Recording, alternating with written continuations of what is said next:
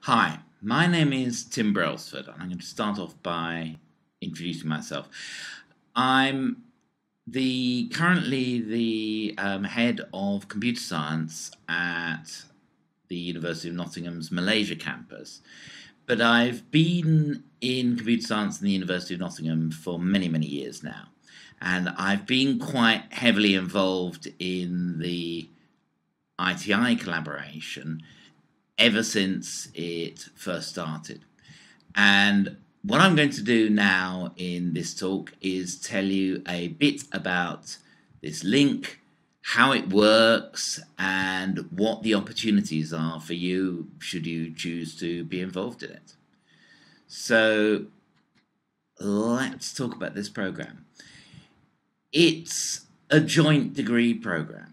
Essentially, the way it works is we in the University of Nottingham have accredited the ITI diploma as the equivalent to a part of our MSc courses.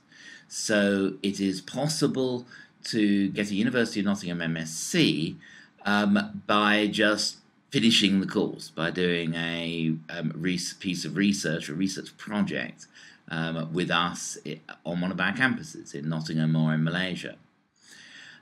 This is a mature program. It was established in 1998, and in the years since then we have produced many graduates, many of whom have had outstandingly good careers. The qualification that is obtained is a MSc in either IT or the management of IT, and it's a full University of Nottingham MSc. It's not any different in any way to the degrees that we offer our full-time students who are with us for the complete duration of the studies. So although it is a joint program with the ITI, the degree you get is a University of Nottingham degree, just a straight University of Nottingham degree. And this is a qualification that is recognised throughout the world and generally very well regarded. As you probably know, British degrees are recognised and throughout the English-speaking world, and they are especially valuable in the Arabic world, where they are generally very prestigious. And this is all about making you more employable in the IT sector. We really do have an extremely good track record of producing employable graduates. And it also, if you're interested in an academic career, provides a very good foundation for PhD research. It gives you a good idea of what research is all about, it gives you some experience actually doing research, and it could well make you very attractive to many PhD programs. So I just want to say a little bit about why you might want to choose the University of Nottingham, because there are many programs that you can go on with many universities. And really, it all ultimately comes down to prestige. I mean, as I've already mentioned, the British Master's degree is an internationally recognised educational currency.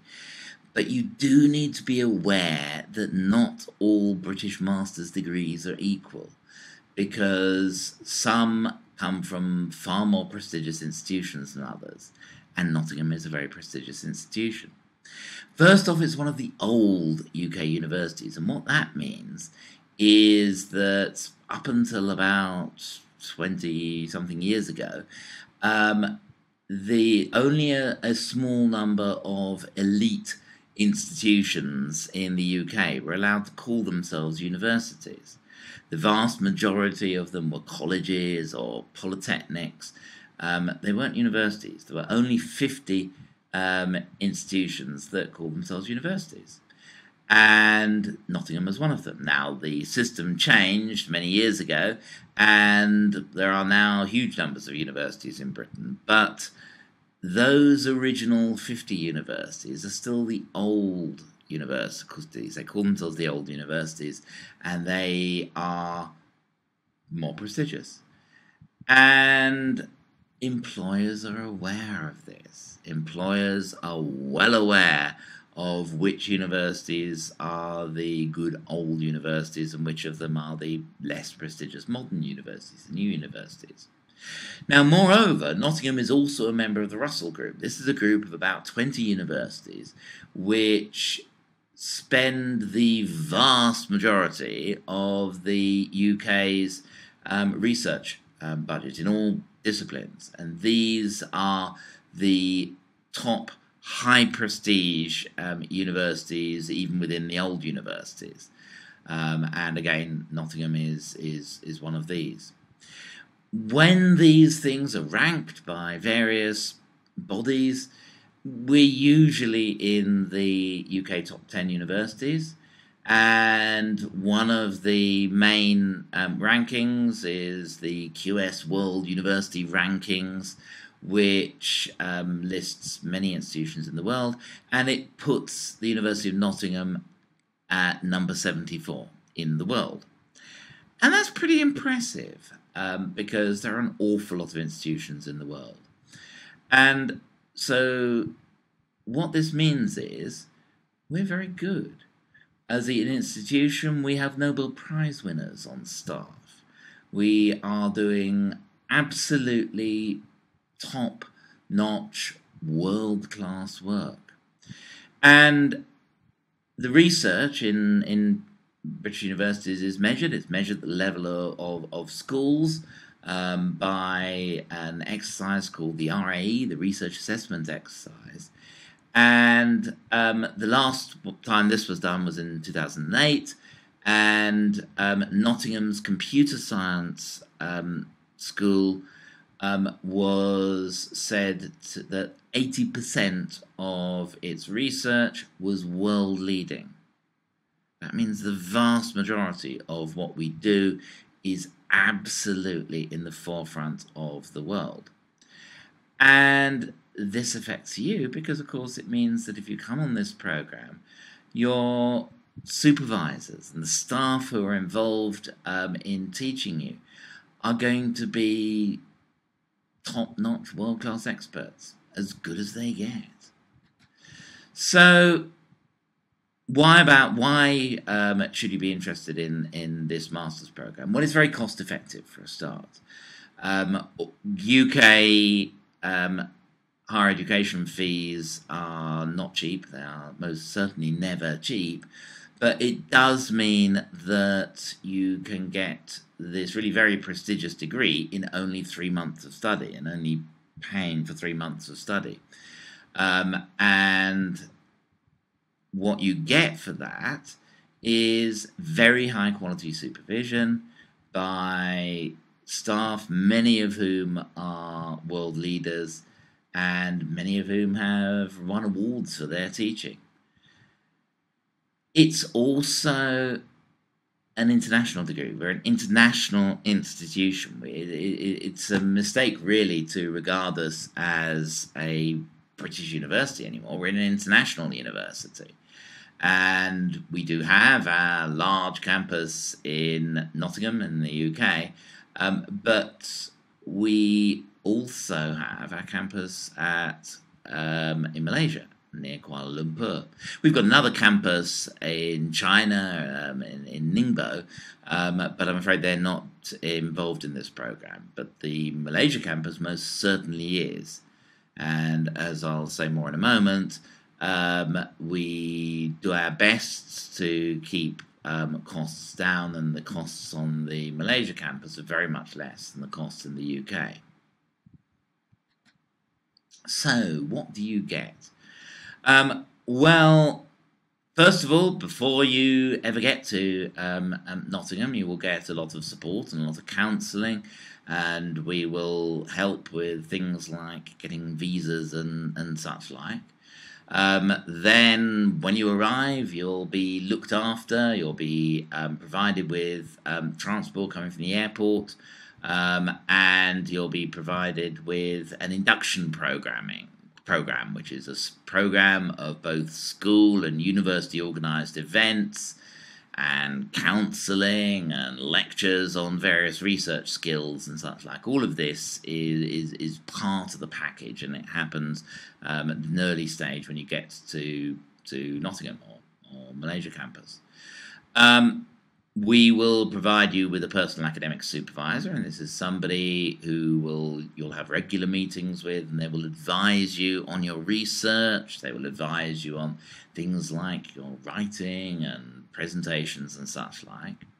And we also, when we have a reasonable number of ITI students, we will provide a dedicated ITI tutor, who's somebody who will be available on a daily basis to generally look after you and advise you. On top of that, there's going to be lots of specialist technical support and facilities available to you, depending upon the sort of project that you do and the sort of facilities that you need. We've really got very good facilities at all of our campuses. So let me explain a bit about how the program works. If you come to Nottingham to do your entire degree there, and not with the ITI program, you are there for a full year, 12 months, and in those 12 months you do 180 credits, and a credit is defined as roughly 10 hours of study time. So there's a lot of study time over a full year. And of these 180 credits, 120 of them are taught courses. You will do a whole variety of courses, and you have exams at the end of them. And that is what you do really for the first 9 months of your time in Nottingham or Malaysia. Then you do a dissertation, which is a research project that is worth 60 credits. Now, under this program, the ITI diploma is accredited by us as the equivalent of that 120 taught credits. And so in order to get an MSc under the ITI program, what you need is you need to pass your ITI diploma. You need to pass your ITI program diploma before you're allowed onto the program. But you need that, and then just that 60 credit research dissertation, which of course is something which you can do in 3 months. So this dissertation involves 3 months of work in some area of IT or management of IT, and usually it's either some sort of innovative software development or some sort of original work, possibly studying people or using systems, especially in the case of a management of IT program, then it may well involve studying people using systems. And this needs to be a non-trivial problem. It can't be something that you can go and look up the answer to in books or on the internet. It's got to be research. And research means that it needs to be something new, some aspect of novelty. And in the case of the MSc in IT, there's got to be a strong technical element. And usually that means programming, though there can be other things, but there does need to be a strong technical element. That aspect is far less important for the MSc in the management of IT. But for the MSc in IT, you do have to demonstrate that you are competent in IT. Okay, entrance requirements. What you need if you're going to come onto this program. Well, first off, you need to have successfully completed the ITI diploma. So that is a given. Assuming you've got the ITI diploma, then the other tests are the other requirement is the English language scores, and that is that you need to have IELTS of 6.0 with no less than 5.5 in any element, or some other equivalents. There are various equivalencies in TOEFL and IBT. So, for example, an IBT of 87 with no less than 21 in listening and 22 in reading, 23 in speaking, and 21 in writing. And we've got equivalency tables for every other English language system that the university recognises. These are non-negotiable. So when it says an RTS of 6.0 with no less than 5.5 in any element, if you've got 5.4 in an element, then I'm afraid we can't accept you onto the program. So you do have to make these grades.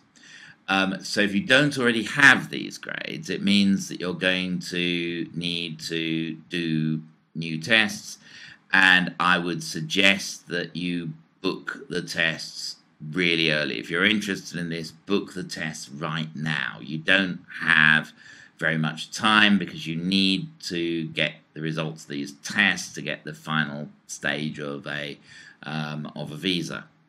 And also a lot of students, every year we have students who have to drop out of this program because they don't get their grades, they don't get their IELTS grades. So if you book your tests really early, then if you don't get the grades, you've got a chance to retake the tests and get the grades. So I really strongly advise you, if you don't have these grades and if you are at all interested in this program, then you should book your tests right now and start working hard at your English. Okay, little bit about the University of Nottingham. We are a global institution.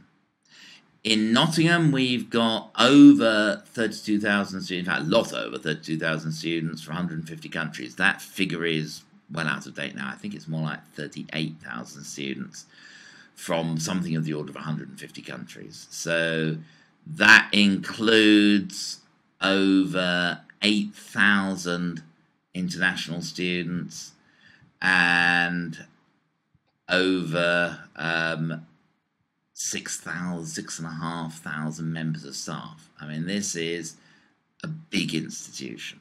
We really are a large organisation. And we have many campuses. We've got 5 campuses in Nottingham. We've got University Park, which is the old campus that you probably see the famous pictures of. We've got Jubilee Campus, which is where the School of Computer Science is, which is about a mile away from University Park. This picture here is a picture of Jubilee Campus. There's some really rather stunning architecture on Jubilee Campus. We have the Sutton Bonington campus, which is 12 miles away, where things like biosciences and such like are. We've got medical schools in Nottingham and Derby. We've got another campus called King's Meadow. These are these 5 campuses at Nottingham. And we also have our international campuses. We have a campus in Malaysia at Seminye and a campus in China at Ningbo, and we're in the process of getting a campus in Shanghai, a second campus in China.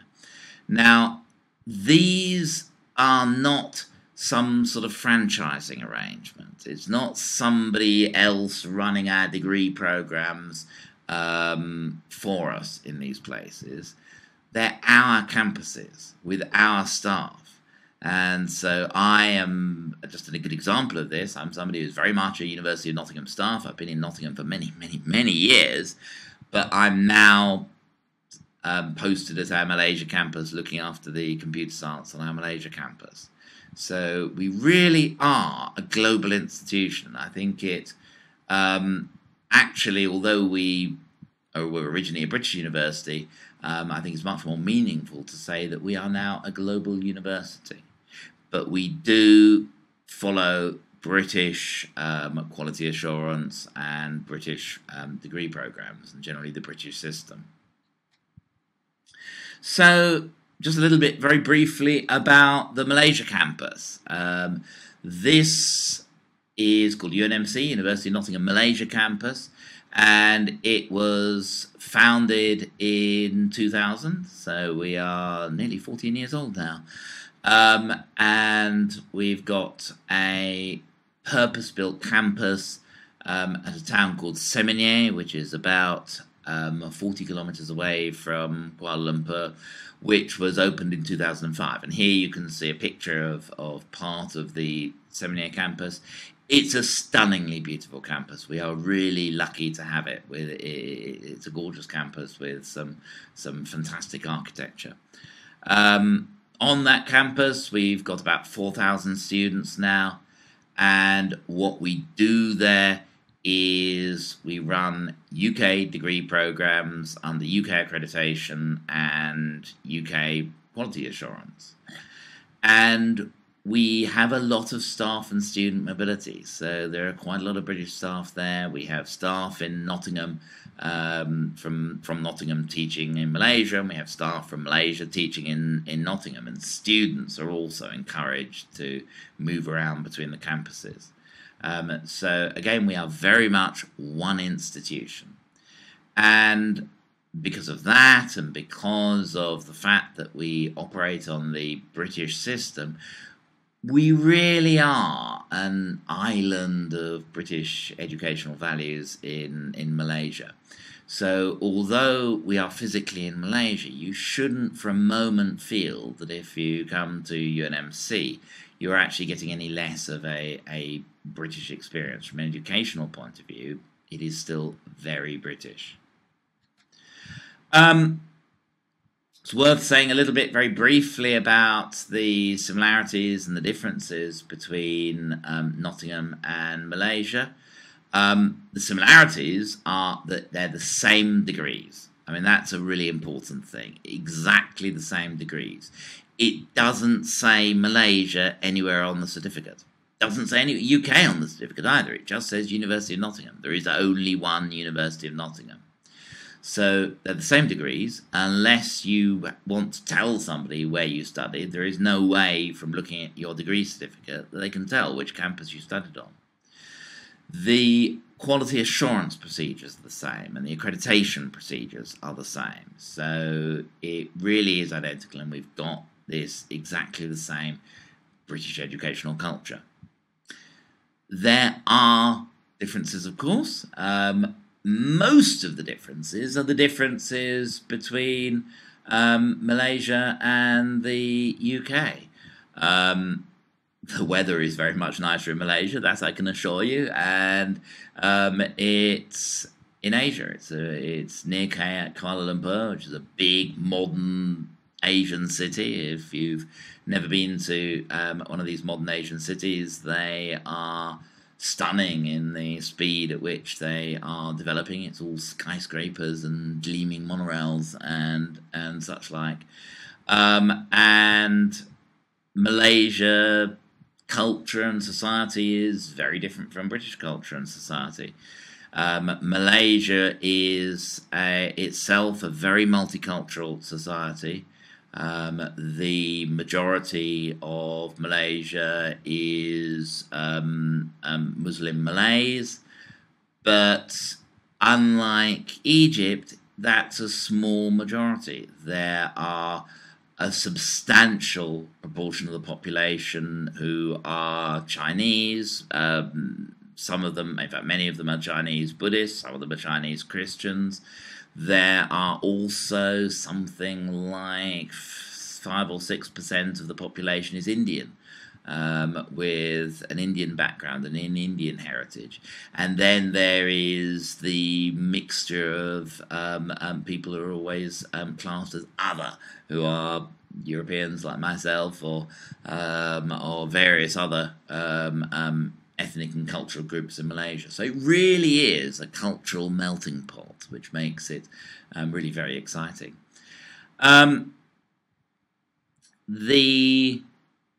Another major difference, of course, between the UK and Malaysia, or multiple point between UNMC and Nottingham, UK, is simply one of scale. UNMC is very much smaller than Nottingham. We've got about 4,000 students on campus.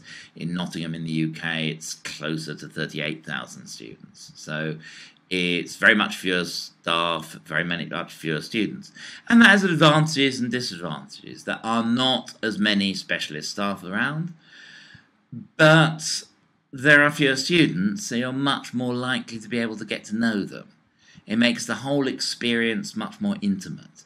And personally, I like that. I mean, I think that is really very good. So, I mean, what you've got in Malaysia is the Malaysian Asian experience in a smaller institution than the UK. And as I've already mentioned, with very much nicer weather, Malaysia is fully tropical. It's always summer in Malaysia. It always gets light at 7 o'clock in the morning and gets dark at 7 o'clock in the evening. And it's a very comfortable climate. It doesn't get as brutally hot as it does in the summer in Cairo, and it doesn't get anything like as cold in the winter. It's always sort of warm and pleasant. It does rain a lot, though, so you need an umbrella in Malaysia. Britain, as I'm sure you're aware, is generally cold and raining, but anyway, that is the British climate. Actually, the time you'll be there will be the summer, and so you've got a reasonable chance of it being warm while you're there, but still, get an umbrella before you go to either Britain or Malaysia. The big difference, of course, between Nottingham and Malaysia is the cost. The cost of everything is less in Malaysia than it is in Europe. And that means that the cost of living is less, but it also means the cost of our operations are less, and that means we can charge lower fees. Overall, the cost of going on this program in Malaysia is around about half the cost of going on this program in the UK. So that is well worth factoring into your considerations. So, on the subject of costs, let's give you some details. So, the tuition fees, first of all, in the UK, the tuition fees for this programme are currently £5,503 pounds sterling. In Malaysia, the tuition fees are 16,467 ringgit, and I recently looked up the currency conversion at the moment. That is just a shade over 3,000 British pounds, a bit more than half the cost. But the living expenses, that also needs to be taken into consideration. The living expenses in the UK, and these figures are produced by our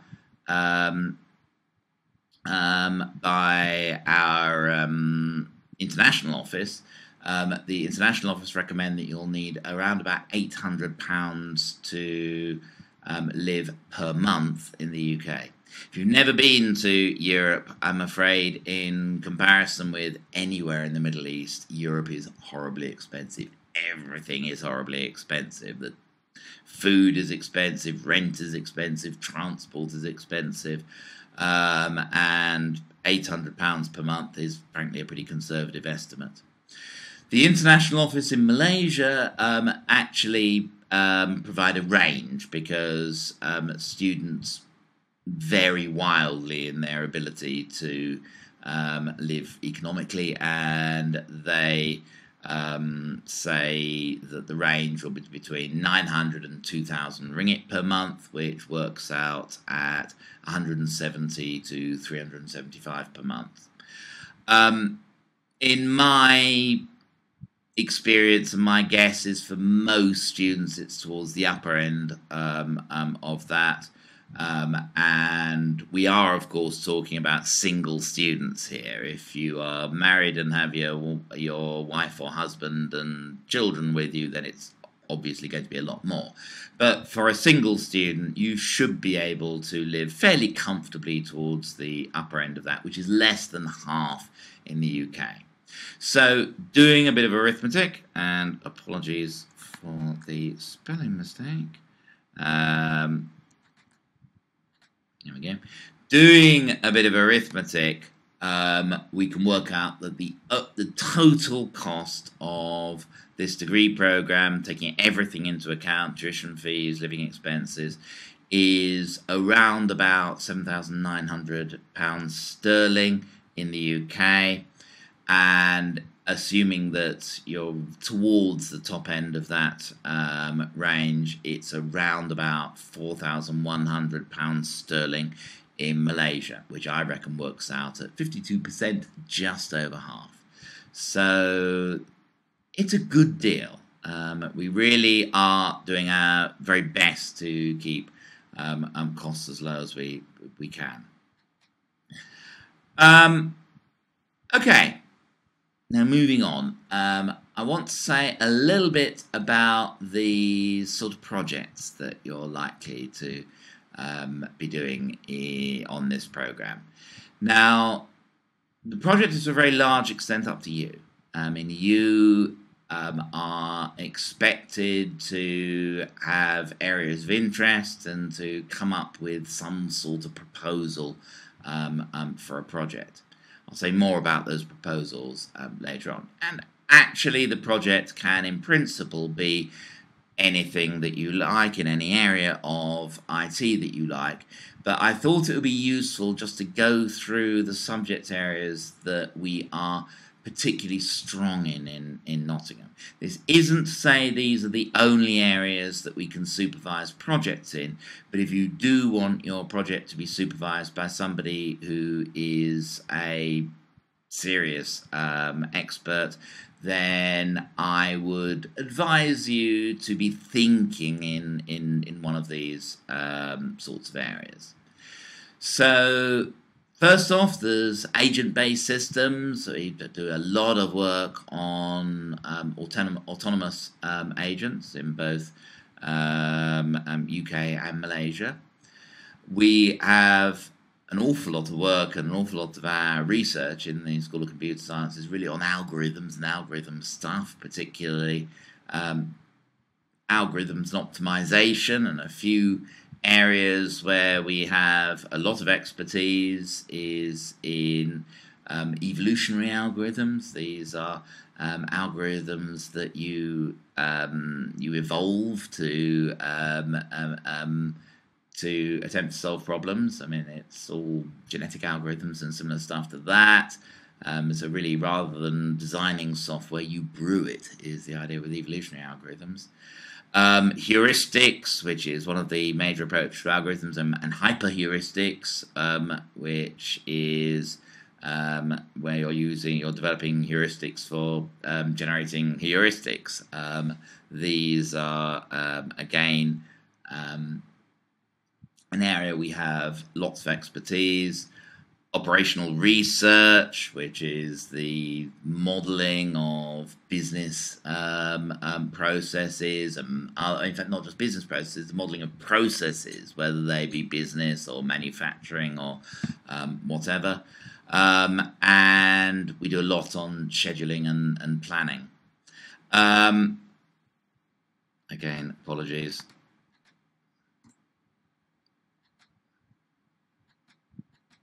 Planning, not planing.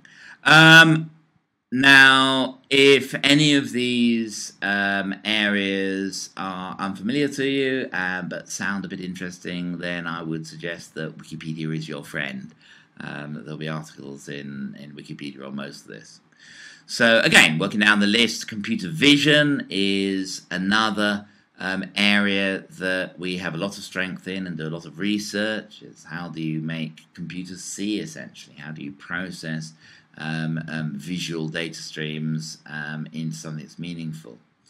Educational technology is an area that we again have quite a bit of strength in, and that's something that I'm particularly very interested in and very fond of. Multimedia and hypermedia, how can we use these technologies to help people learn?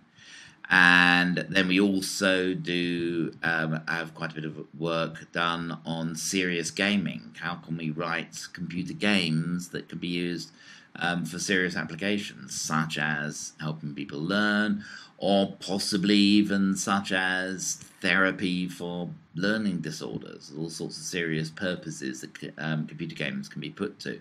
Very interesting area of research.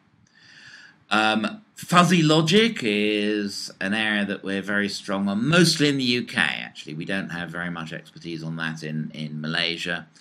And we do a lot of support of machine learning, and what we do have a lot of expertise of in Malaysia is in support vector machines, which is one of the approaches to machine learning, which is all good and interesting stuff.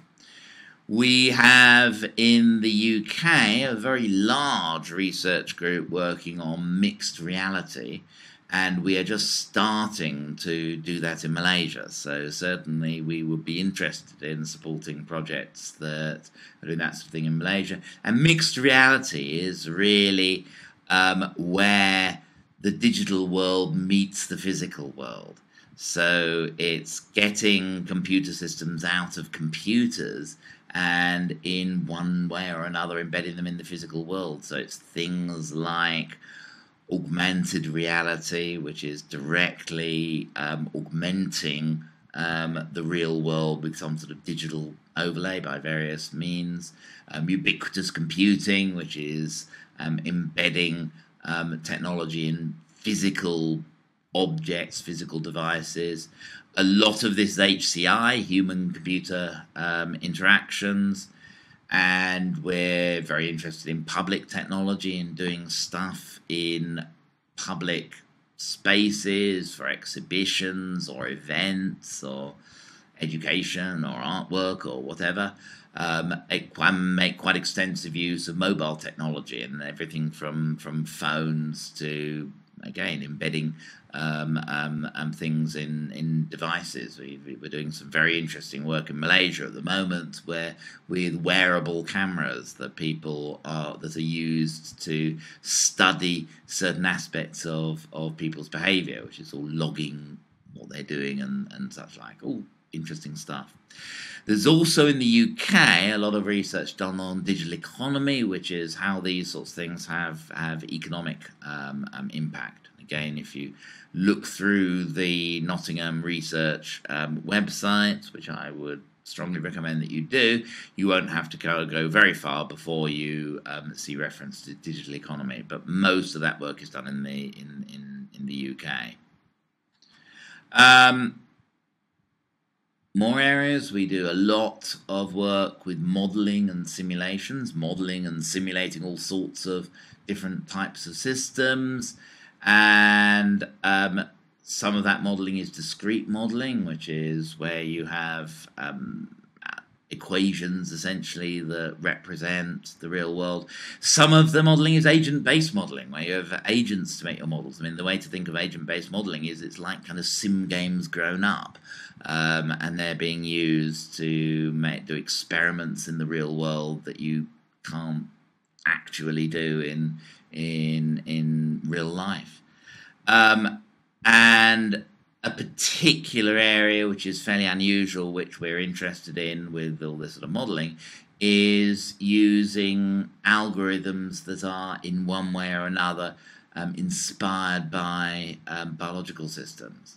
So, for example, we've done some security work which is based on detecting intruders in computer systems by building something that is modeled on the biological immune system, which if you get an intruder in your body, like a bacteria that could cause disease, the immune system has mechanisms to recognize that you've got the intruder. Well, we've tried to model that to make security systems that can find intruders. We do quite a lot of research in neural networks, both in the UK and Malaysia, particularly actually Malaysia there. We also do a lot of work on neural computation, and actually that is more Malaysia than the UK, and that is modelling the biological nervous system, modelling the brain or nervous tissues or parts of that, particularly the eye, in fact, to try and do useful computing tasks.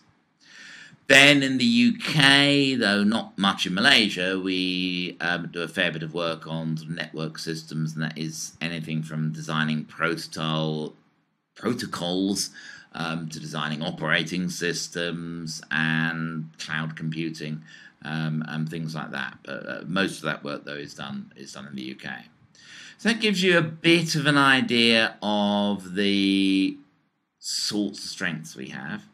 And I say again, I'm not saying that these are the only areas that we'll supervise, but these are the areas that it's easiest to supervise and in which you're likely to get a supervisor who is most expert in your field. If you wish to study in a different field, then we'll do our best to find you somebody who can supervise you, but you might well find your supervisor isn't particularly expert in that field. And there are some areas which we just couldn't find you a supervisor at all. And I'm afraid you do have to, part of the conditions of this is you do have to come up with a proposal that we can find you a supervisor. So, I mean, if, for example, you had a burning desire to do a cloud computing project, we could quite possibly, in fact, we could very probably find you a supervisor in the UK, but I can't think of anybody who would be competent to supervise that on Malaysia campus.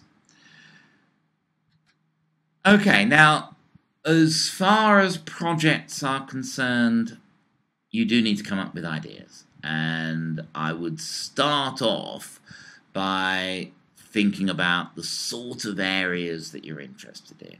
I mean, this might be areas that come from the subjects you studied as part of your diploma. If a particular part of that was of a great interest to you, then you might want to consider studying that. It might be areas that you got interested in work. I know many of you have work experience. It might be areas that you got interested in through general reading or just generally as a hobby. But whatever you do, you need to bear in mind that this is research. It's not development. It's not just going and writing a piece of software. It doesn't matter how good that software is. That's not what research is. Research is about finding answers to problems that nobody knows the answer to. So it's finding answers to questions that you can't go and look up the answers in books or on the internet. And these things are called research questions. A research question is a question that nobody knows the answer to. And so if you ask it of somebody, even a great expert, they would have to say, nobody knows. So really you do need to think about what is your research question. And often quite a good way of focusing on that is to try proposing an IT solution to some sort of problem that you can see in the world. And I'll give you a few examples of real projects that people have done in the past in a moment. But if you can see a problem in the world, maybe it's in an area that you know something about, maybe it's an area that is a hobby of yours, maybe it's an area that you've had some work experience, or somebody in your family has had some work experience.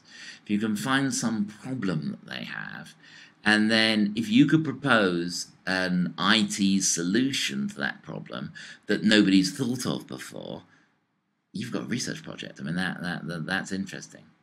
And so when you're thinking about this, Focus very much on the application of IT. Focus on your research question, on the problems you're trying to solve. Don't focus on the tools.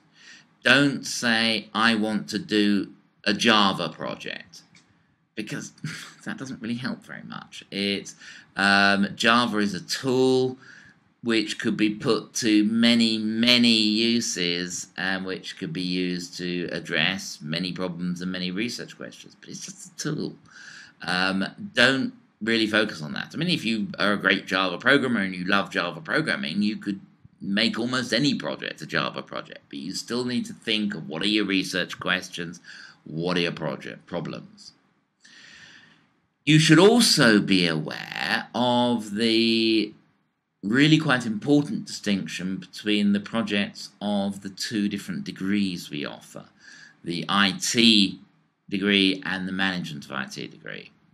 The IT projects have got to contain a technical IT component, and usually that is programming.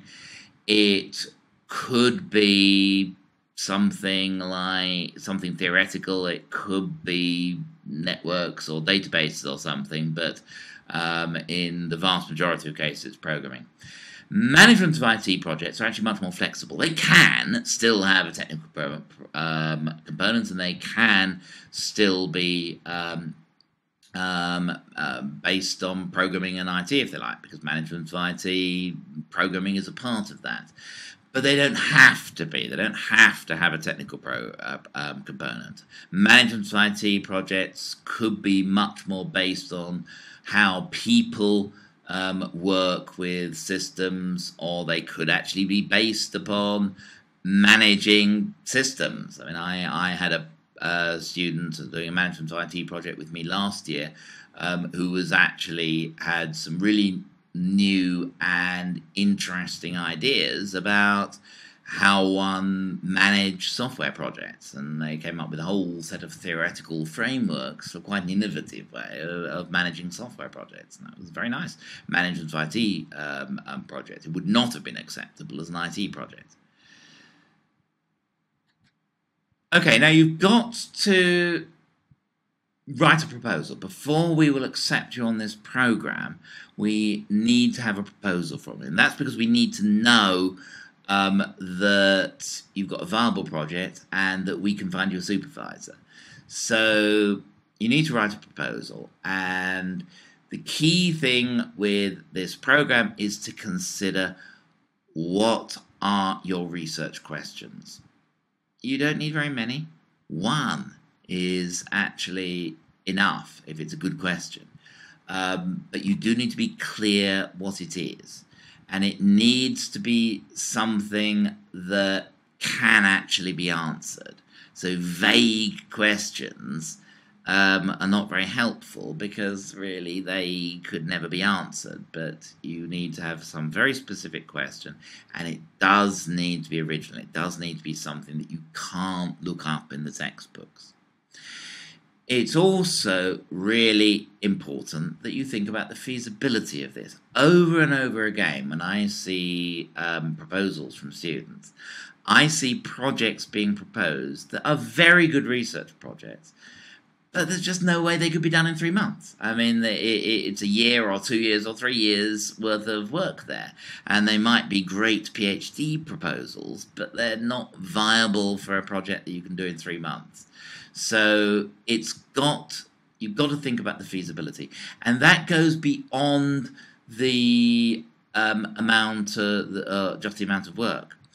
It means thinking about things like data. If you've got a really interesting idea that would need access to data, supposing you want to come up with a novel way of data mining financial information from the sort of data that stockbroking companies have, then how are you going to get that data? Do you have contacts in stockbroking companies who have offered you the data? Because if you don't have the data, Well, unless you find a prospective supervisor who happens to have that data, sometimes that might be the case, but in most cases, if you don't have the data, you're not going to be able to do the work. And if you do have the data, if you've got contacts in an organization and they will agree to give you the data, don't commit to it, don't believe them until you've actually got the data sitting in files on a storage media that you have possession of. Because over and over again, I've seen students getting into problems with these sorts of projects because they've been promised data next week. And they're always promised data next week. It's always going to turn up at some point soon, and it never does. So it's really important you assess the feasibility in every respect. Have you got the time to do the work you're proposing? Have you got the data or other information that you need? If you're going to do a study with people, how are you going to get your study groups? If you're doing an educational project, then you were aiming it at school children. Well, it's going to be difficult studying with school children because although we might have contacts in schools, British schools and indeed Malaysian schools are going to be largely empty at the time that you're doing this, which is during the school holidays. So again, those sort of issues would need to be discussed with the person who's going to be your supervisor, but it's all part of the feasibility. Are you going to need any exotic hardware or any exotic software? I mean, again, we might well have it. We've got some pretty good equipment, but we might not. So you need to talk about those sorts of things. So feasibility is really important. Another really important thing is you need to say in your proposal what you're going to do. Exactly. Not kind of vaguely and approximately, but you really do need to say, I am going to write a piece of software that does such and such. I am going to conduct a user trial with experimental groups of users to measure such and such. I am going to analyze this data file using such and such techniques. So you need to very explicitly say what you are going to do. And you need to outline what you're going to need. What you need in terms of software, hardware, people, if you're going to need users or whatever, it all needs to be a part of your proposal. We will do our best to provide whatever you ask for, but we need to make provision, and sometimes we might not be able to provide them, in which case you need to think again about your proposal.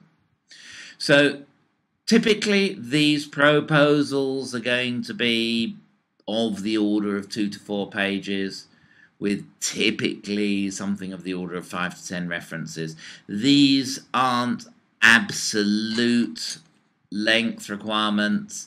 There's actually no upper or lower requirement.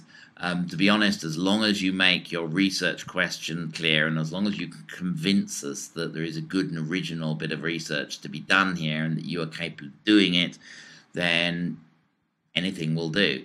But usually that's going to take between 2 and 4 pages of description to be convincing, and usually between 5 to 10 references to convince us that there's some original work here. So those are a sort of good, very rough guideline of the sort of scale of these things.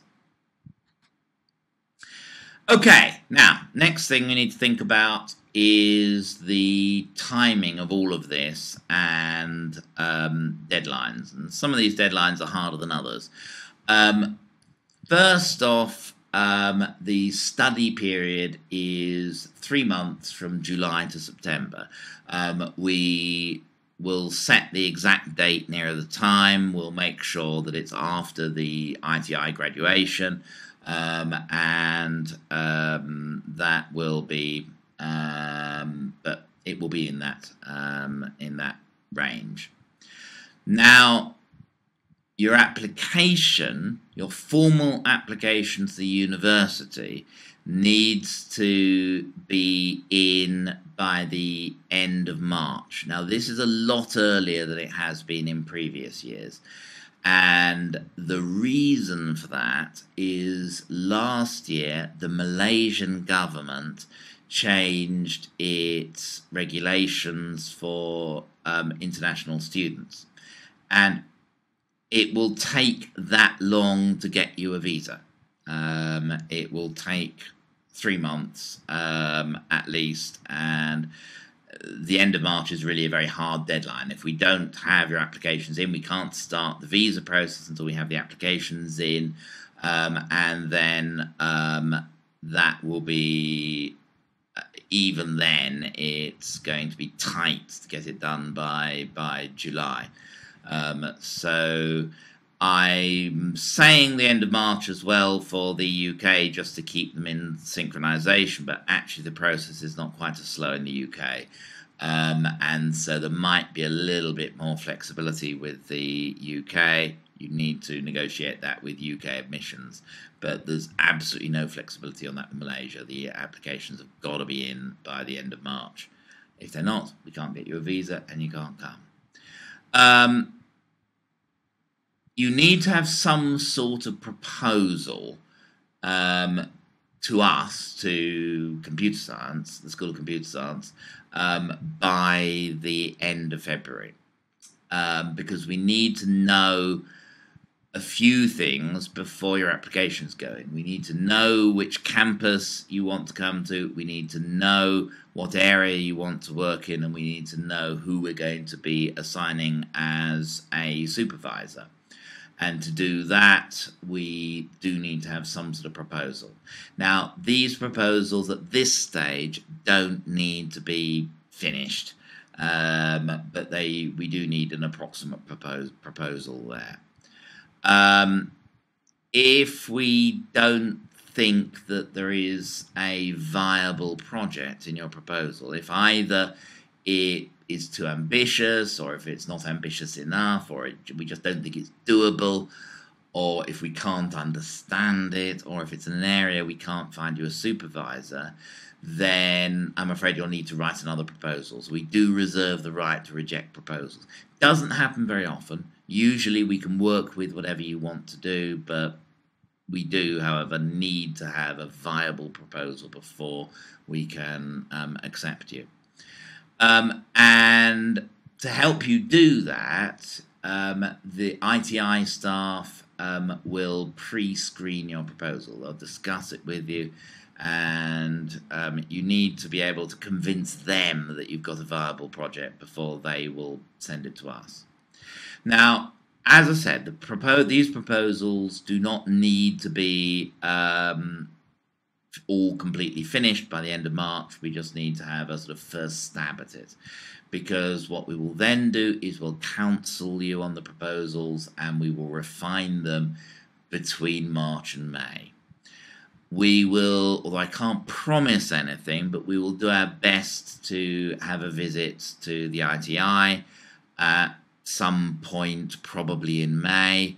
Either I or one of my colleagues will do our best to come to see you. It depends on a number of factors, partly, to be honest, how many students there are, and partly what the current situation is in Egypt. I personally don't have any problem with travelling to Egypt at any time, but I'm afraid at the moment it's impossible for foreigners to get insurance travelling to Egypt because of the current situations. Hopefully that's going to improve by May, and we'll be able to send people, because it would be a lot easier to do that sort of counselling in person. But if we can't, then we'll do it with Skype meetings and such like, which we'll be organising later on. Okay. What I'm going to do now is just talk you through a few examples of some past projects, real projects from these master's courses, to give you a sort of rough idea, rough inkling of the sort of things that people do.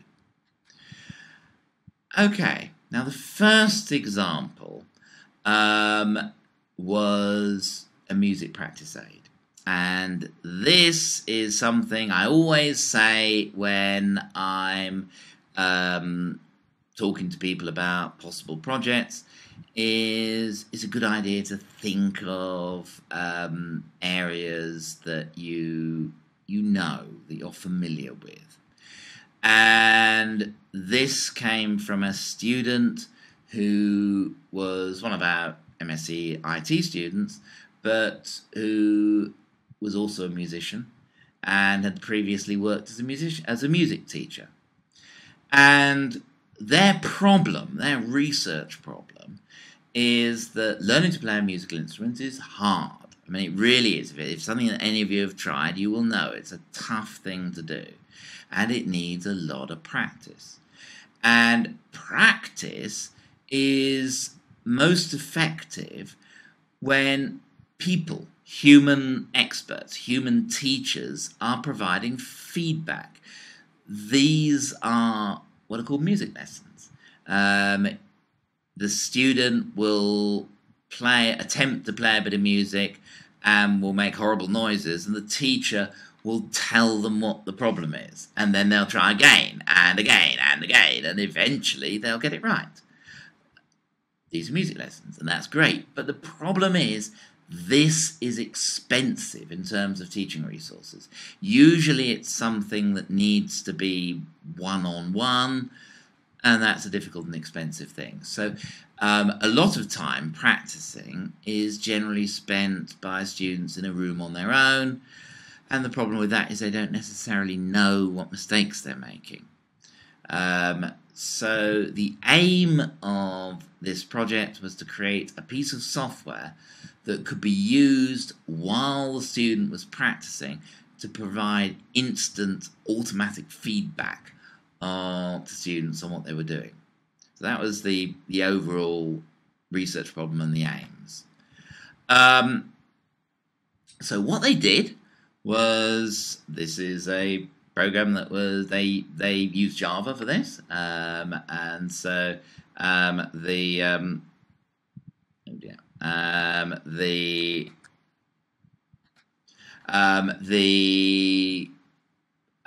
wrote software in Java, and what the Java program would do was it would use MIDI, which is a standard for electronic music. It would play the music to the student. So it would say, play this, and it will display on screen the musical notation. So the student can see the music on screen, and they hear what it should be. And what they've then got to do is try and imitate the practice piece. Now, in principle, this could be done for any instrument, but for this project, they just restrict themselves to a keyboard, a piano-type keyboard, and you can get MIDI keyboards that are piano keyboards you just plug into a computer. And so they were operating with that, and so the system would play a bit of music that the student can see, and then the student tries to play the same thing on the keyboard. And then the software would compare what the student did with the original. And where there are any differences, it would tell the student. And this particular master's student experimented with a number of ways of visualizing these differences. And so there were various sort of graphs and diagrams and such like, which they used to try and visualize the difference between the perfect practice piece and what the students had produced. And they then tried it out. They actually still had contacts with real life music teachers, and they got music teachers to actually test and evaluate this system. And this is really interesting, and this was really original, and this whole visualization of a comparison of a perfect original piece of music and what the student produced, as far as I'm aware, nobody's done that before. So it was a genuine new piece of research. It was a very nice project. It won the prize for the best project for that year. Okay, another completely different project. Was incidentally, there's an educational component to a lot of these because these are projects that I supervised and I'm interested in education.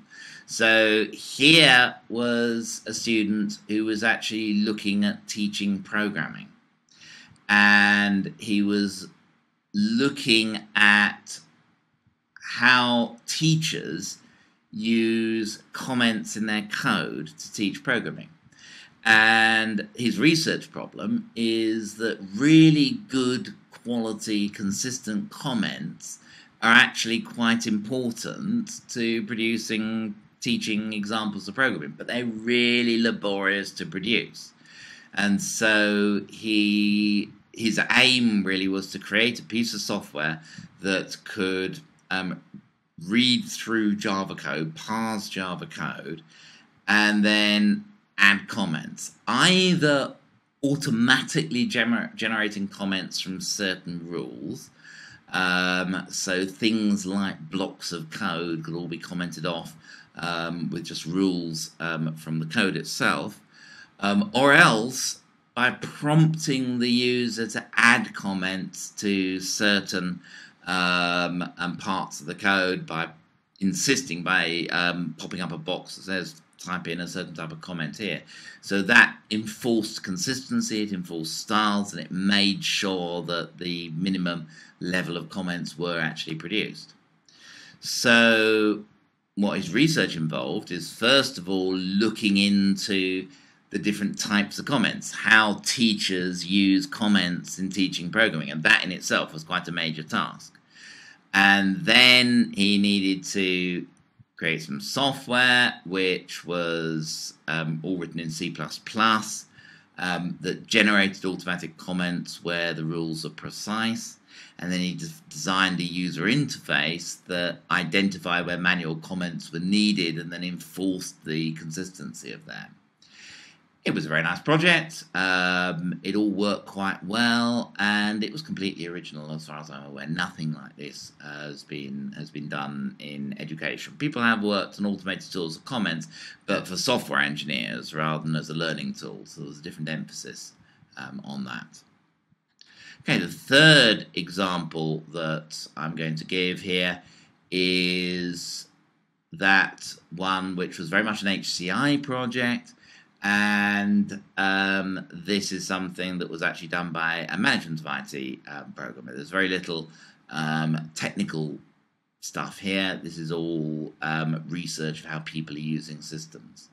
So what this person was interested in was looking at whether or not people's spatial ability affects how they can navigate through 3D user interfaces, because lots of user interfaces these days make extensive use of three-dimensional environments, and it's a simple piece of psychology that is widely observed that people vary a lot in their ability to navigate physical space. So some people, to put it crudely, get lost a lot easier than others. If you ask somebody to close their eyes and then find their way around a room that they know quite well, some people can do that quite easily, some people can't. And there is a gender bias, although there's a big overlap, and the distributions are quite overlapping like that, but there is a gender bias in that, on average, men have a better spatial ability than women. Again, this is something that is well described in the psychology literature. So the research question here is, are people with a poor spatial ability disadvantaged when they're coming to use 3D user interfaces, of which there are many? And if there's a gender bias, then it is possible that women are disadvantaged when they're using 3D user interface. And if that's the case, that is a major problem. So there's a real research issue there. And so what they did was they took a group of users and used psychological tests to measure their spatial awareness. There are tests you can get on paper that give people little tests, give people little diagrams and have them rotating them in their heads to see, to essentially give a score for spatial ability. And then they were doing that on paper, and also doing then tasks in using on computer systems, using a 3D environment and using a traditional environment. They had to search and find various pieces of information in different types of environments. And then the data was then analysed to try and look to see if there are patterns and see if there are correlations, to see if people who had particularly bad spatial awareness seem to also have problems with navigating through 3D user interfaces. So that was the work. How they did that was they built mock-ups of 2D and 3D user interfaces. This was not real working software. I think they used Flash as the tool, but it was just enough to be able to get the users to achieve their objectives. They designed tasks for the users to complete. And they set up panels of users. They had a number of different groups of users. They used quite a lot of university administrators. They sort of went into various offices in the university and had volunteers who helped them. They also recruited a few student volunteers and such like. They used the published psychometric tests to assess their spatial ability, and they measured various aspects of using the systems during the trials. They were measuring how quickly they could use the systems, how accurately they could use the systems, and how happy they felt about it. And then they did lots and lots of statistics to analyze all of those results. And I won't go into the details of what they found because they're actually quite complex, but they were interesting and they weren't obvious. The conclusions they drew were not intuitive, which it was a very nice piece of work. So these are just examples of the sort of projects that have been done in the past, but you can see for all of these they have clear research questions that they're trying to find an answer to, and a clear set of things, tasks that they needed to do in order to do this. And really that's what goes about making a good research project. So really that's all I'm going to say for the moment. If you've got any questions to ask, then I've set up an online system for asking and answering questions. So the ITI people will tell you how to get at that and how to ask questions, and then I will keep an eye on that and I'll do my best to provide you with answers.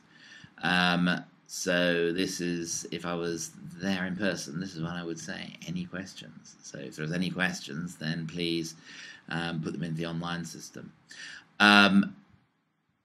Give this some thought. There's a real opportunity here, and if you are seriously interested and if you want to have a face-to-face conversation about this with myself or with one of my colleagues, or if you want to sound us out with sort of our possible ideas about projects, then let the ITI people know and we will set up individual Skype sessions with as I say, with one of our people, myself or a colleague, and we will do our best to help you and advise you.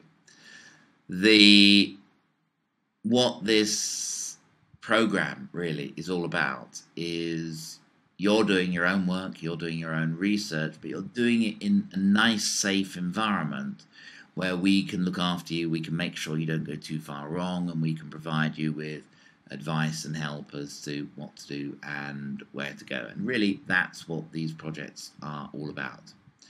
So, give it some thought. I hope that you will agree with me that this is a great opportunity and you'll want to take us up on it.